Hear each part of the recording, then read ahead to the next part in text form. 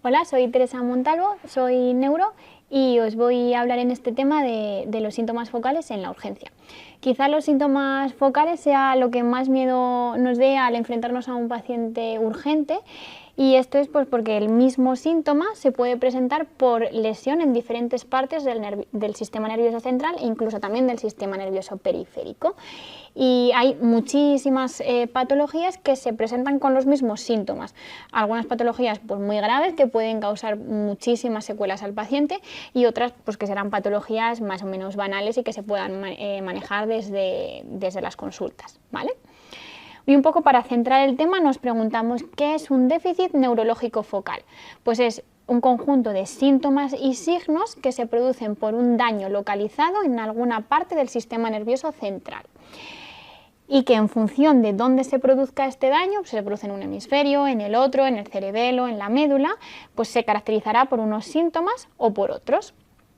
El primer paso para enfrentarse a un paciente con clínica neurológica focal es, lógicamente, realizar la exploración neurológica para intentar recabar todos los síntomas que tenga el paciente y así intentar localizar la lesión en el sistema nervioso. Y como he dicho antes, esto es muy importante porque hay múltiples patologías que se localizan y que afectan a diferentes partes del sistema nervioso central, pero que se manifiestan con los mismos síntomas. Por ello, cuando nos enfrentamos a un paciente con un déficit neurológico focal, tenemos que hacer dos diagnósticos. El primero siempre va a ser el diagnóstico anatómico, es decir, intentar hacer una hipótesis de dónde tiene el paciente la lesión, si está en un hemisferio cerebral, si está en la fosa posterior, si está en la médula, si es un déficit periférico.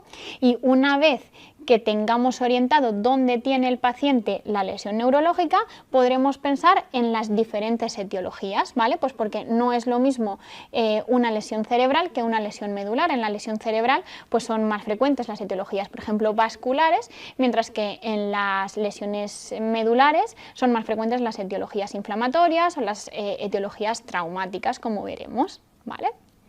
Por lo tanto, es muy importante este esquema.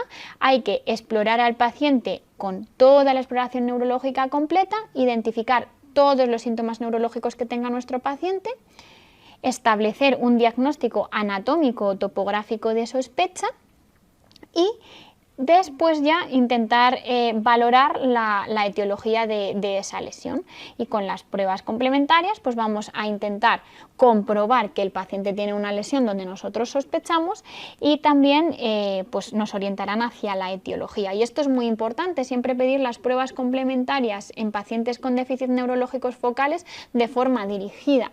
¿Por qué? Pues porque en neurología muchas veces, y a diferencia de otras especialidades, las pruebas complementarias nos sirven para descartar cosas más que para confirmar cosas, y un escáner cerebral, por ejemplo, normal en un paciente con un déficit focal a nosotros no nos descarta un ictus isquémico. Incluso nosotros tomamos decisiones muy importantes como poner fibrinolisis intravenoso a un paciente con un escáner normal, ¿vale? Por eso tenemos que, con nuestra exploración, estar seguros de dónde está la lesión, y una vez que sepamos dónde está la lesión, pues ir pidiendo pruebas dirigidas.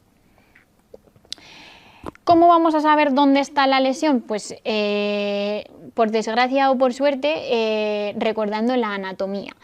En función de la distribución de los síntomas es más probable que la lesión esté en la médula espinal, en el sistema nervioso periférico, es decir, afectando a una raíz o a un nervio periférico, o a nivel cerebral, si los síntomas son hemicorporales. Y luego, ¿por qué es importante explorar al paciente en global? Pues porque hay síntomas que nos van a ser de mucha utilidad. Por ejemplo, las afasias, las negligencias, los trastornos visuales son déficits que solo se producen en la afectación cerebral hemisférica. Por lo tanto, pues nos orientan a este tipo de lesiones, ¿vale? Y bueno, pues como sabéis y os hacéis una idea, pues todas las funciones cerebrales pueden estar alteradas en un déficit focal, pero pues yo creo que es un poquito más útil intentar organizarlo de la siguiente manera. he agrupado un poco los síndromes más frecuentes, ¿vale? Los síndromes cerebrales más frecuentes son el síndrome hemisférico izquierdo y el síndrome hemisférico derecho. El síndrome hemisférico izquierdo, lo he puesto aquí en este lado porque es como nosotros vamos a ver el escáner, se caracteriza por una hemiparesia derecha, hemihipoestesia derecha, una hemianopsia derecha, una desviación facial hacia la derecha y por una alteración del lenguaje, ¿vale? Una afasia que puede ser pues, más de predominio expresivo, más de predominio de comprensión. Y luego, muy importante, la desviación cefálica. Los pacientes que tienen un déficit hemisférico izquierdo tienen una desviación hacia la izquierda, tanto cefálica como ocular. Y un truco para acordarnos es que el paciente con un déficit hemisférico no quiere ver sus secuelas, ¿vale? Y los ojos miran al trombo o al déficit neurológico focal. En el caso de síndrome hemisférico derecho, pues la clínica es un poco superponible, ¿no? Hemiparesia y hemihipoestesia izquierda, desviación facial izquierda, la cabeza y los ojos están mirando hacia la derecha y no tienen alteración del lenguaje, pero sí que pueden tener negligencia, y la hemianopsia izquierda. ¿Qué pasa con la fosa posterior? Bueno, pues nosotros nos referimos a lesiones de la fosa posterior, a aquellas que afectan al tronco del encéfalo y al cerebelo, ¿vale? Que no afectan a los hemisferios cerebrales. En este caso los síntomas son muy variados y dependen de cada una de las partes del tronco del encéfalo que puedan estar lesionadas, ¿vale? Eso lo habéis ido estudiando durante la preparación y durante la carrera y no es el objetivo de esta presentación repasar cada uno de los síndromes troncoencefálicos, pero sí que es verdad que hay un conjunto de síntomas que son mucho más frecuentes en lesiones troncoencefálicas. Por ejemplo, la diplopia, la visión doble es un dato que orienta bastante a patología de la fosa posterior, la desalineación ocular, cuando hay un ojo pues, más elevado que otro o hay un ojo desviado hacia un lateral, es mucho más frecuente que sea patología de la fosa posterior. La disartria, la dismetría, las alteraciones de la marcha con un aumento de la fase de sustentación y el mareo son síntomas muy característicos pues, del cerebelo y del tronco del encéfalo. En cuanto a la debilidad y la alteración sensitiva, pues las combinaciones ya son un poquito más complejas. Puede haber debilidad y alteración sensitiva hemicorporal o si se afectan ambos lados de las estructuras del tronco del encéfalo, pues la debilidad y la alteración sensitiva podrán ser bilaterales con diferente intensidad en una región corporal o en otra. Y ya por último, pues tenemos el síndrome medular, ¿vale? El síndrome medular se produce por afectación de la médula espinal. Como también habéis ido viendo pues, a lo largo de la preparación y a lo largo de la carrera, pues los síntomas medulares varían mucho en función de la región de la médula que esté afectada. Si se afecta más la región posterior, pues hay más síntomas sensitivos, si se afecta más la región anterior, pues hay más síntomas motores, ¿vale? Pero bueno, en general son orientativos de lesión medular la clínica de alteración de los esfínteres, tanto incontinencia como retención urinaria, el nivel sensitivo, ¿vale? La existencia de una franja a partir de la cual el paciente no nota en el tronco, y pues la afectación de una paraparesia, la afectación de las dos piernas o la afectación de las cuatro extremidades de forma más o menos simétrica, ¿vale? Una vez que tengamos un poquito claro o orientado al menos dónde está la lesión en el sistema nervioso central, pues vamos a empezar a pensar qué es lo que ha producido la lesión, es decir, el diagnóstico etiológico. Hay múltiples causas para producir diferentes lesiones en el sistema nervioso central y en función del segmento del sistema nervioso central afecto y en función de la edad y los antecedentes del paciente, pues son más frecuentes unas enfermedades u otras. Uno de los datos que más nos ayuda para orientar las lesiones del sistema nervioso central focales, pues es el inicio de los síntomas. Aquellos casos en los que el inicio sea brusco, pues nos hacen sospechar sobre todo de clínica vascular y traumatológica, ¿vale? Las enfermedades inflamatorias infecciosas suelen tener un curso más subagudo y luego pues los tumores o la patología degenerativa suelen tener un curso más crónico, ¿vale? Eso es pues, el dato de la anamnesis que más nos va a ayudar en los déficits focales. Y empezamos con el primer caso clínico. Es un varón de 81 años que tiene antecedentes de fibrilación auricular, que está anticoagulada con síndrome. Acude a urgencias trasladado por los servicios de emergencias porque tiene mucha debilidad y alteración sensitiva en las extremidades derechas y pues no es capaz de hablar ni de comprender nada. Esta clínica ha empezado de forma brusca mientras estaba comiendo y el paciente previamente, minutos antes, estaba en su situación basal. Cosas importantes, pues que ha sido una clínica brusca, por lo tanto tendremos que pensar en etiología vascular o en etiología traumatológica y un poco por la combinación de síntomas que tiene este paciente, hemiparesia y hemipoestesia derechas junto con alteración del lenguaje, nuestra primera sospecha clínica es que la lesión está en el hemisferio izquierdo.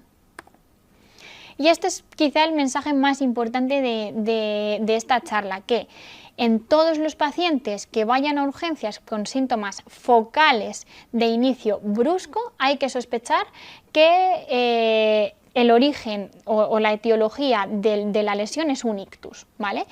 ¿Por qué? Pues porque hay muchísimas causas de enfermedades que pueden producir una lesión neurológica focal, pero el ictus es la primera que tenemos que sospechar porque necesita tratamientos que solo se pueden aplicar durante las primeras horas, ¿vale? No se nos puede pasar un ictus y es lo primero que tenemos que descartar. Si pensamos en un ictus, ¿qué es lo que hay que preguntar al paciente o en este caso que no puede hablar a sus familiares? Lo primero, ¿cuál es la situación habitual del paciente? Si es un paciente independiente o si es un paciente que ya tiene un deterioro previo. Lo segundo, sus antecedentes más importantes, sobre todo pues antecedentes de cirugías recientes, hemorragias recientes o toma de tratamientos anticoagulantes, porque en función de estos antecedentes podremos o no usar determinados tratamientos reperfusores. Lo siguiente, ¿cuánto tiempo lleva con la clínica el paciente? ¿Vale? ¿Cuándo es la última vez que le han visto bien o cuándo han empezado los síntomas? ¿Vale? Y por último, pues otros síntomas acompañantes, si el paciente ha tenido crisis, si ha tenido fiebre, si los días anteriores le han notado raro, etcétera, ¿vale? Para asegurarnos de que es nuestro diagnóstico etiológico de sospecha. En todo paciente que tiene una clínica neurológica focal tiene que ser valorado por un neurólogo en urgencias, ¿vale? Pero no todos los pacientes vamos a activar el código ictus. ¿Qué es el código ictus? Es una serie de estrategias que han puesto en marcha pues, diferentes autoridades pues, nacionales, internacionales, para favorecer la atención precoz al ictus. Y esto pues, implica que tanto en los servicios de emergencias extrahospitalarios como en los servicios de urgencias se identifique rápidamente el ictus y se llame rápidamente al neurólogo en pacientes que pueden beneficiarse de estos tratamientos del ictus agudo. ¿Vale? ¿En qué pacientes tenemos que activar código ictus? Bueno, pues primero, en aquellos pacientes en los que clínicamente sospechemos un ictus, un déficit neurológico focal de inicio brusco. Tienen que ser pacientes independientes, ¿vale? En pacientes que ya tienen un deterioro cognitivo muy avanzado, que tienen una vida cama-sillón, pues no son candidatos a las estrategias ni a los tratamientos reperfusores. Siguiente, que la clínica tenga menos de 24 horas de duración, ¿vale? Que es la ventana máxima, entre comillas, para aplicar estos tratamientos reperfusores. Y siguiente, que el paciente no tenga una enfermedad que le limite su esperanza de vida a menos de 6 meses. Pues lógicamente, si un paciente tiene un tumor terminal con una esperanza de vida de 2 meses, pues no es candidato a tratamientos reperfusores. ¿Y qué pruebas le vamos pidiendo mientras va bajando el neurólogo a ver a nuestro paciente? Pues en todo paciente con sospecha de un ictus hay que pedir una analítica general, idealmente con marcadores cardíacos, un electrocardiograma, hay que coger 2 vías periféricas y hay que también hacer una gasometría, hacer toma de constantes y de glucemia. Muy importante, hay que corregir la glucemia. La hipoglucemia es un mímic de ictus, ¿vale? La hipoglucemia grave puede producir síntomas focales que nos recuerden a un ictus, ¿vale? Y es lo primero que tenemos que descartar, por eso haremos la glucemia capilar o la glucemia valorada en la gasometría. Y luego también es interesante y es importante corregir la tensión arterial, ¿vale? Porque los niveles muy extremos de tensión arterial, por encima de 220, 110, incluso en algunos pacientes por encima de 185, 105 de tensión arterial, no son candidatos a algunos tratamientos reperfusores y hay que ir corrigiéndola lo más rápidamente posible. Aquí lo tenemos en modo de esquema. Cuando nos llega a urgencias un paciente que tiene una clínica neurológica focal, hay una serie de preguntas clave: cuándo se han iniciado los síntomas, si el paciente es independiente, si tiene cirugías recientes o uso de anticoagulantes o si tiene un tumor activo. Hay que hacer la anamnesis a los familiares para ver si en los días previos ya tenía algún síntoma, si ha tenido fiebre o movimientos espontáneos que nos harían pensar en otros diagnósticos. Y si finalmente nuestro paciente tiene una sospecha de clínica neurológica focal, hay que pensar si activamos el código ictus. Recordamos, pacientes independientes, pacientes con una esperanza de vida de más de 6 meses y pacientes con clínica de menos de 24 horas. Si activamos código ictus, hay que avisar de forma urgente al neurólogo para que valore a nuestro paciente. Y mientras baja el neurólogo, junto ya con el neurólogo, pues hay que poner 2 vías periféricas, hacer analítica, gasometría, electro y solicitar el TAC craneal basal. ¿Qué va a pasar cuando hagamos un TAC craneal? Pues que podremos encontrarnos un ictus o no. Hay veces que en el TAC craneal podemos encontrar una hemorragia cerebral, ¿vale? En este caso habrá que hacer un control estricto de las tensiones con unos límites un poquito más bajos, normalmente menos de 140/90. Hay que, si el paciente está anticoagulado, revertir la anticoagulación mediante diferentes estrategias que bueno, pues esto daría para otra charla. Y hay que valorar si el paciente es candidato a ingreso en UCI o a valoración por neurocirugía si es un hematoma muy grande y hay que hacer una craniectomía. Otra posibilidad es que nos encontremos un infarto establecido, ¿vale? Que el paciente ya tenga una hipodensidad en el escáner basal, que ese infarto ya lleve horas y no pueda beneficiarse de un tratamiento de reperfusión. En este caso, lo ideal sería ingresar al paciente en la unidad de ictus y antiagregarle lo más rápidamente posible. Y luego pues tenemos otras posibilidades u otros diagnósticos, ¿vale? Como por ejemplo pues un tumor o una encefalitis, etcétera, que ya requerirán su manejo específico. ¿Y qué es lo más habitual, afortunadamente? Pues que lo que veamos en el TAC craneal sea o nada, un TAC craneal normal, o signos de isquemia hiperaguda, como por ejemplo pues una desdiferenciación entre la sustancia gris y la sustancia blanca, un poquito de edema cerebral en un hemisferio muy sutil. En esos casos en los que el TAC craneal es normal o casi normal, estaremos ante una sospecha de isquemia aguda. Entonces el paciente sería candidato a tratamiento con fibrinolisis o con trombectomía mecánica en el caso de que tenga oclusión de gran vaso. Y aquí, pues para que veáis un poco los ejemplos, sí que es verdad que vosotros a priori no vais a tener que interpretar un escáner, que para eso tenemos a los compañeros de radiología, pero bueno, un poco para que entendáis de lo que estamos hablando. Este primer paciente tiene una hemorragia cerebral lobar hemisférica izquierda, que es esto que se ve hiperintenso en el escáner. En el segundo caso, el paciente tiene un ictus establecido que se ve ya hipodenso, ¿vale? Este paciente ya no es candidato a tratamientos reperfusores porque incluso el tratamiento reperfusor podría producir un sangrado intracraneal. En este paciente pues es un TAC basal prácticamente normal, tiene algún signo de isquemia hiperaguda en el hemisferio izquierdo, sería candidato a tratamiento reperfusor si no tiene contraindicaciones por otro motivo, y este caso es una resonancia, no es un escáner, y lo que nos encontramos aquí es una lesión pues muy redondeada que es altamente sugestiva de un tumor cerebral. Siguiente caso clínico. Esto es una señora de 78 años que llega a urgencias trasladada por sus familiares porque está muy agitada, porque tiene una alteración del lenguaje y una desviación de la comisura facial hacia la derecha. A su llegada a urgencias vemos que tiene fiebre de 38,5 y su familia sí que nos dice que en los días de antes pues estaba mejor que hoy, pero que estaba rara, que estaba confusa y desorientada. En este caso, pues la paciente tiene 78 años, también es mayor y también tiene una clínica focal, ¿no? Una alteración del lenguaje y una desviación de la comisura hacia la derecha. Eso nos orienta a priori a un síndrome hemisférico izquierdo incompleto. Pero tiene otros datos acompañantes que nos mosquean un poco, ¿no? Que está agitada, los ictus no suelen estar así a priori agitados, y que tiene pues bastante fiebre, ¿no? Y sobre todo que la clínica parece que no es brusca, ¿no? Sino que ya los días de antes estaba con algo de clínica, aunque ha empeorado. Y esta diapositiva simplemente es para recordaros que aunque ante un déficit focal de inicio brusco, lo importante es pensar en un ictus isquémico, no se nos tiene que olvidar que hay otras etiologías también muy importantes, como las encefalitis, que se manifiestan o se pueden manifestar con un déficit focal en la exploración neurológica.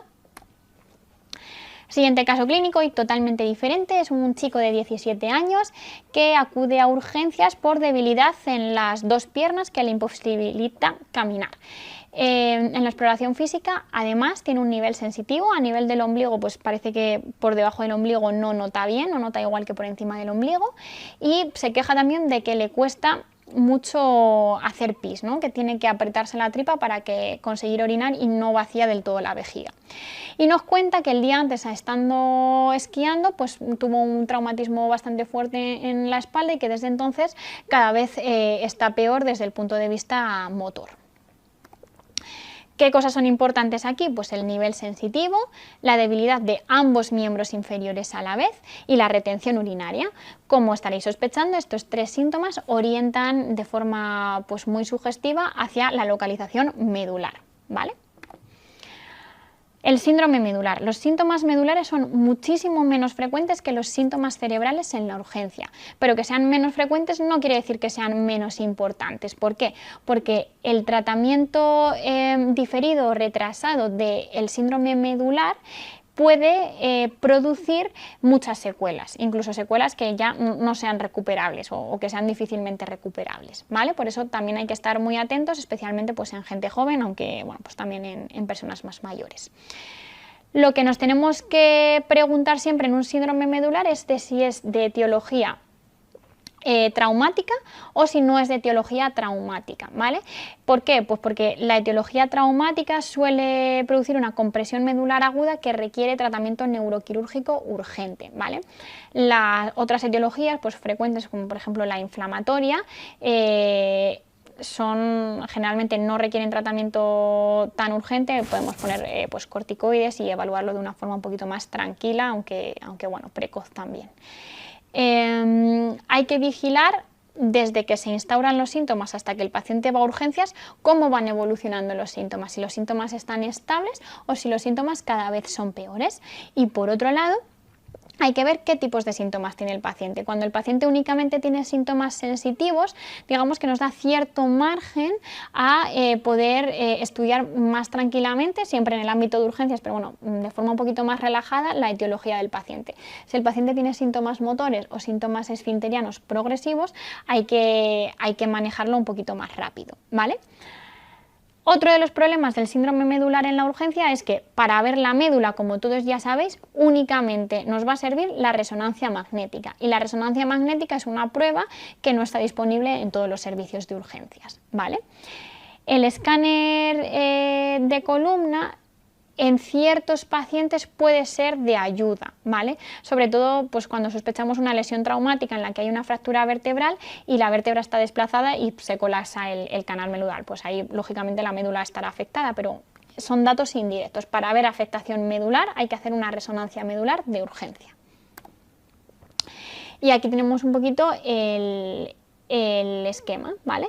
Si sospechamos un síndrome medular agudo, hay que valorar antecedente traumático. Si nos parece que el paciente tiene un síndrome medular agudo secundario o que se ha iniciado con un traumatismo, hay que avisar al neurocirujano para terminar la exploración y para orientar el manejo del paciente y realizar una reso medular. Aunque en estos pacientes, pues quizás iniciar con un escáner de columna o con una radiografía, pues puede servirnos de orientación.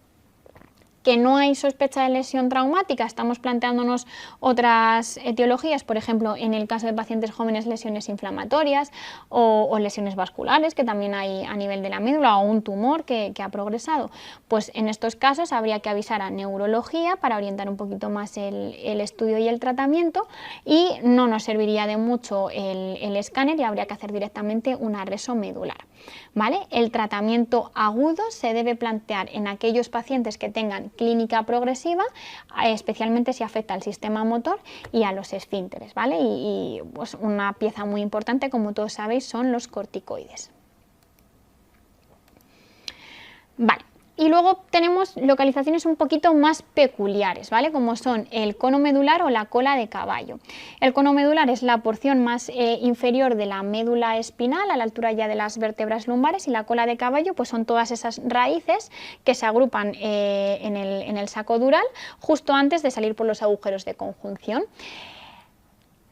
Las lesiones del cono medular y las de la cola de caballo también son patología urgente porque pueden producir muchas secuelas en los pacientes y normalmente son secundarias a etiologías graves.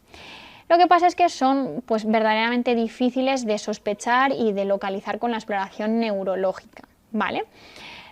Os la dejo aquí pues básicamente para que os la planteéis ante un paciente que tenga una sospecha de síndrome medular, que es quizás con lo que más se confunde, y que pues la reso está bien, y por también daos pistas de algunas alternativas, ¿vale?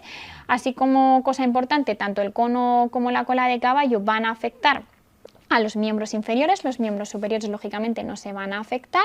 En el cono medular la afectación de los esfínteres es precoz, en la cola de caballo la afectación de los esfínteres es un poquito más tardía. La cola de caballo suele tener más clínica dolorosa que el cono medular. El cono medular suele ser un poquito más simétrico y la cola de caballo pues más asimétrica. Y un dato característico que nos pueden contar los pacientes o que nosotros les podemos preguntar es la sensibilidad perineal. Una afectación aislada o predominante de la sensibilidad del perine nos orienta a estos dos síndromes, ¿vale? Y también pues, hay que sospecharlos, hay que valorarlos de forma urgente porque pueden ser secundarios a lesiones inflamatorias o incluso lesiones infiltrativas o traumatológicas. Y luego, aunque ya es mucho menos frecuente en urgencias y de hecho la prioridad con la que hay que ver estos pacientes pues un poquito no es tan aguda como las lesiones medulares o las lesiones cerebrales, también hay pacientes que van a urgencias con clínica focal atribuible a lesiones del sistema nervioso periférico.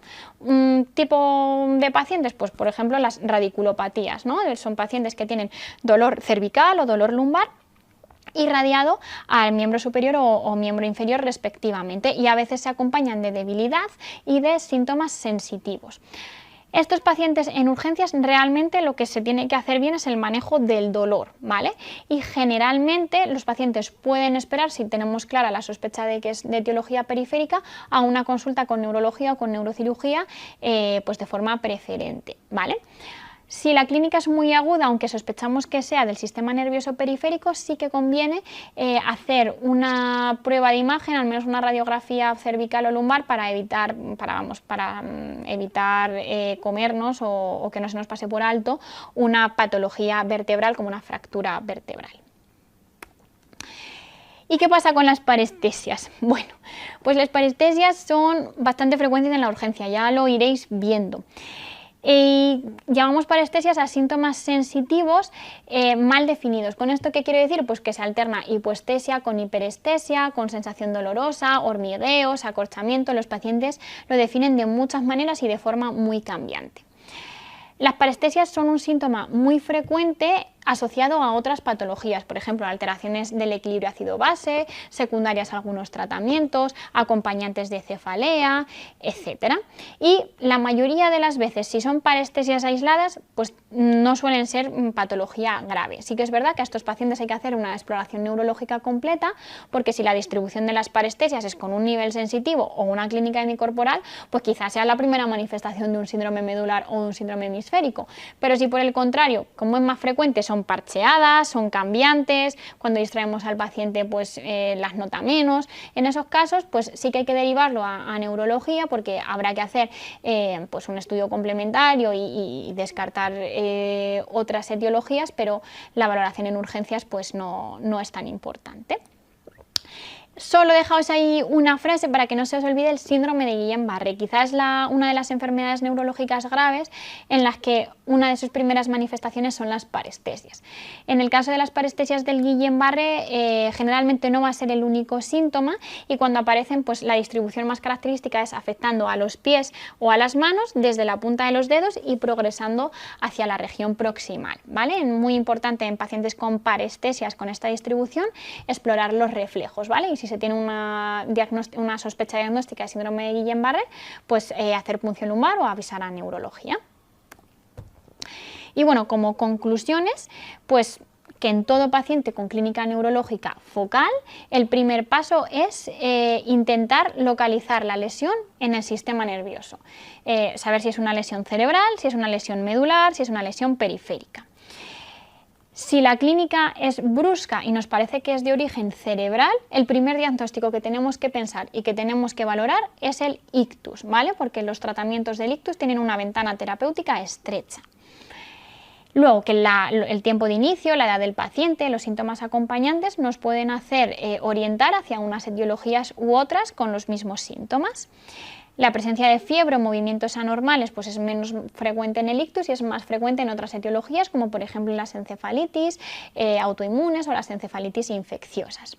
Y luego que no se nos ocurra, que no se nos olvide, que el síndrome medular siempre hay que ver si es traumático o no es traumático, y que ante clínica motora o clínica de esfínteres progresiva tenemos que hacer una resomedular de urgencia para valorar tratamiento quirúrgico de urgencia.